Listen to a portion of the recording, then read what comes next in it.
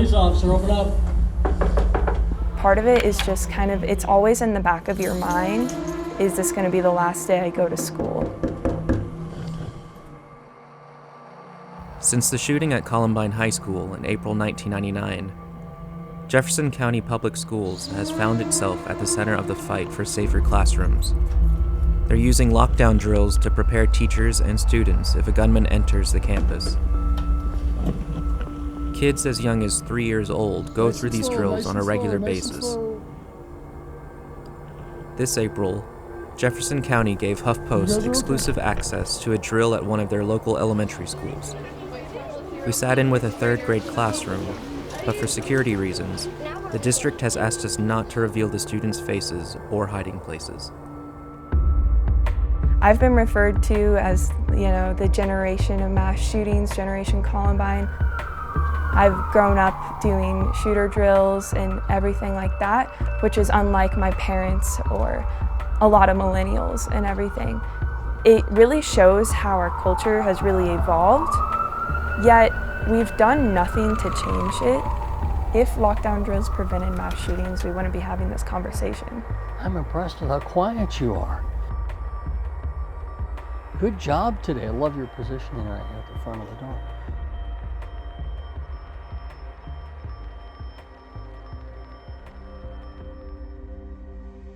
There's lots of what ifs, right? They have lots of what ifs, and we could spend days talking about what ifs, but what if something really does happen? Or what if this happens at our school?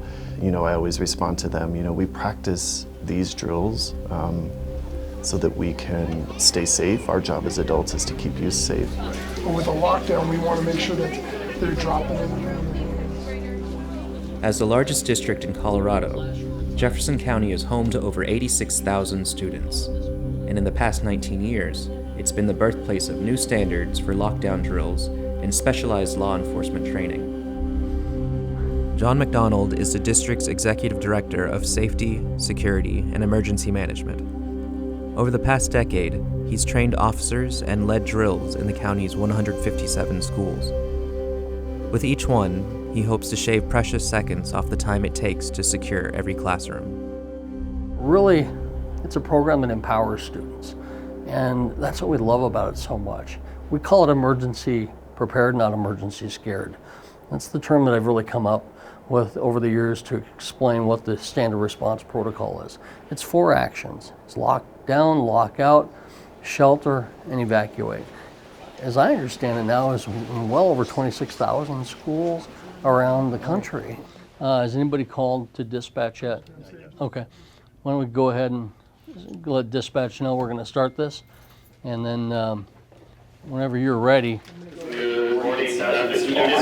are about to begin our lockdown drill, so please be ready to hear that announcement. Lockdown, locks, lights, out of sight. Lockdown, locks, lights, out of sight. Lockdown, locks, lights, out of sight. Sheriff's office, open up. Come on out. It's okay, we're all done. What we're doing is we're making sure that they never answer the door for a single person. Uniforms have keys. Hi, everybody. You guys are really good. I like how quiet you are. Okay, so here's what we're gonna do. I need everybody to stand up for me and be super quiet. No noise. Be as quiet as you can be. I'm going to have you follow your teacher. You're going to go in a single file line. We're going to evacuate to the gymnasium, okay? All right, good job. Follow the teacher. A lot of the times with school shooters, they used to go to that school or they've been a student within the past 19 years. They know exactly how lockdowns work. They know that you're still in the room even if they can't see you. Like, shooters, people who do this, they're not stupid.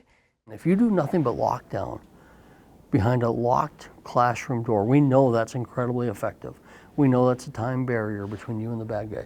We know that there's only been 2 instances in 20 years of bad guys breaching a properly locked classroom door. So if you lock down, then you're my hero. If you evacuate with kids, you're my hero. You make a good decision to protect kids and yourself, you are my hero. High five. Can you come outside? Maybe. I'll see what my schedule is. It's my birthday today. When you're thinking about, I want to be a teacher when I grow up, it's not the first thing I think that you think of, right?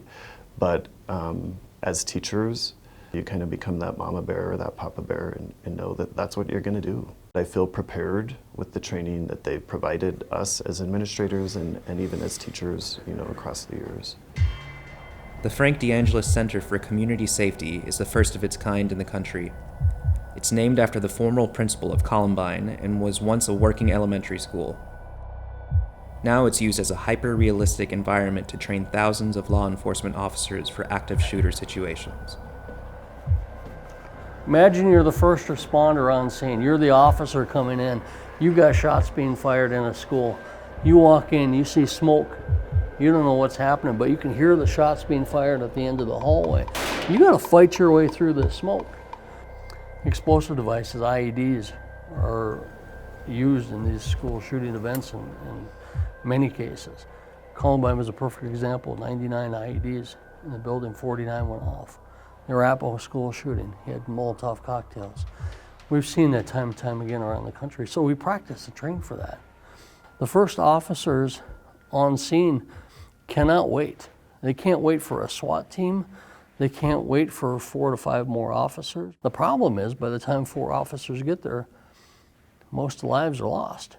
So they created a tactical program for the single officer. We put all of our patrol teams in our school district through that training annually. It's a requirement. You have to successfully complete that. It's so important. I believe we should continue with the lockdowns until we really do see a change in our country where this isn't really happening anymore and we don't have to have lockdowns. But there's still so many flaws to it that where no one is prepared at all. How can you be prepared for a shooting? All right. Well, we can do some cool things with the simulator. We can fill this room with smoke if we want. Daryl can turn on lights here so that we can create an environment not unlike law enforcement's going to face moment in time, or we're going to be in the middle of as we respond to a crisis. Adam 6, shots fired. What's your status? The system will track the shots fired, so we can go in and see what his accuracy level is in reference to the system, because this will enhance, even though you're talking to a screen, your stress level really goes up and it can affect your shots. So we also build targets in classrooms, and the whole purpose of this is, you know, shoot, don't shoot, right?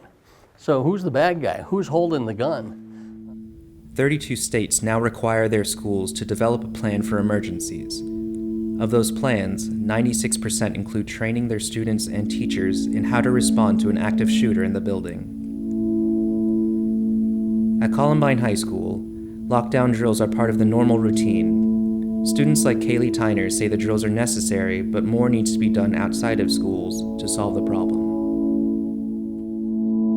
I'd say, if anything, it's just a huge disruption to your learning. Unfortunately, in an ideal world, we wouldn't have to prepare for these things at all, because you should be safe going to school without a question, you know? And the fact that here in America, it's, you know, you're gonna go to school and once a month we're gonna do these set of drills, you know? It definitely it becomes part of your cycle of going to school. I don't want to say we shouldn't have them, because obviously there is a need for them, but there's more that has to be done. You know, it's now up to our politicians to really do their job and protect the citizens of the United States by implementing laws that are really going to help us.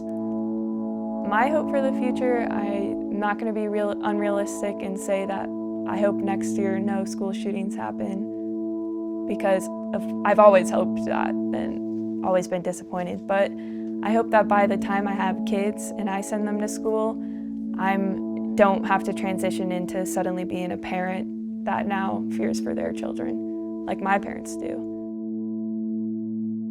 It does make me sad. We always tell kids you're safe, but they see things around the world, and safety is number one, and whatever we can do to help them be safe for a changing world that's going to be their world when they grow up, I think is important. So, 19 deceased, 29 wounded in schools from gunfire in Colorado. And certainly Columbine redefined it, I think, on a national level. And we continue to feel that. That hasn't gone away. It's something that we never say it can't happen.